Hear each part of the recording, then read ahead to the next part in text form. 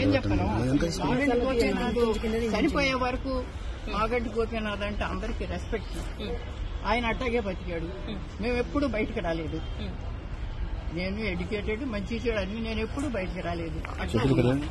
అతను చచ్చిపోవటం వాళ్ళు చచ్చిపోవటం కాదు, చావే ఒక మిస్టరీ చేశారు. ఏం జరిగింది చెప్పండి. ఇది అంతా మరి కేటీఆర్ గారి వల్లే జరిగిందని నేను జవాబు ఆయనే చెప్పాలి నాకు. ఎందుకంటే ఒక హాస్పిటల్లో ఉన్నాడు, చచ్చిపోయాడని కొంతమంది అంటున్నారు. చూడనివ్వట్లా, పంపించలేదు. స్టాండర్డ్ గా ఆ తల్లి అన్న వదిన రాకూడదు లోపలికి, ఎక్కడికి రాకూడదు, ఐయూసీ ప్రెమిసెస్ రాకూడదు.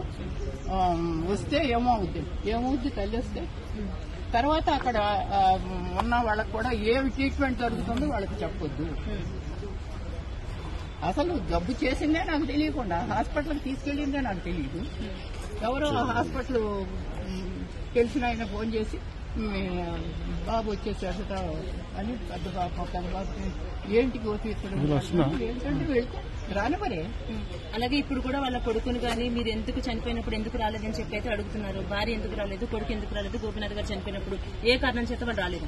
వాళ్ళు ఏ కారణం చేత రాలేదు మరి ఊర్లో ఉన్నదాన్ని అన్నే అంటే ఇప్పుడు వాళ్ళ అబ్బాయి చెప్తున్నాడు బెదిరించారు మమ్మల్ని, వాళ్ళ అబ్బాయి అంటున్నారండి బెదిరించారు మమ్మల్ని, ఆ బెదిరింపుల వల్ల నేను రాలేదు, నేను యుఎస్ లో ఉన్నాను అంటున్నారు. కావచ్చు, అబ్బాయి యుఎస్ లో ఉన్నాడు కావచ్చు.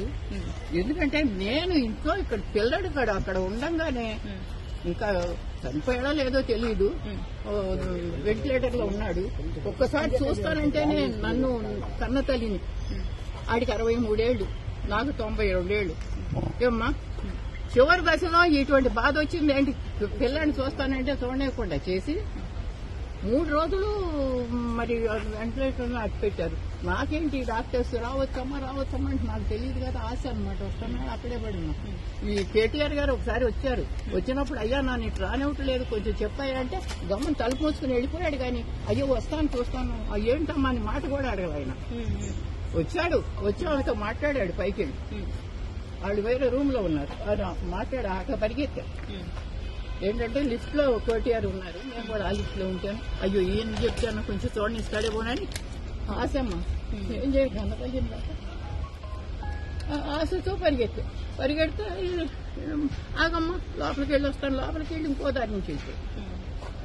దారి నుంచి వెళ్తున్నాడని అసలు విషయం చెబుతామని పరిగెత్తా. పడదాను ఈ వయసులో పరిగెత్తే గమనం తలుపు చేసుకున్నాడు. అయ్యో ఒక్క మాట అయ్యా బాబు, ఒక్క మాట అయ్యా.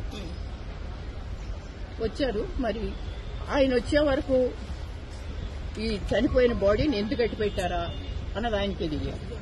ఆయన వచ్చిన తర్వాత ఎందుకు డిక్లేర్ చేశారా అని ఆయనకి తెలియదు, నాకు తెలియదు కదా. ఈ కేటీఆర్ సమాధానం చెప్పాల్సిన విషయం. ఎప్పుడు చనిపోయారు అన్నది క్లారిటీ లేదు.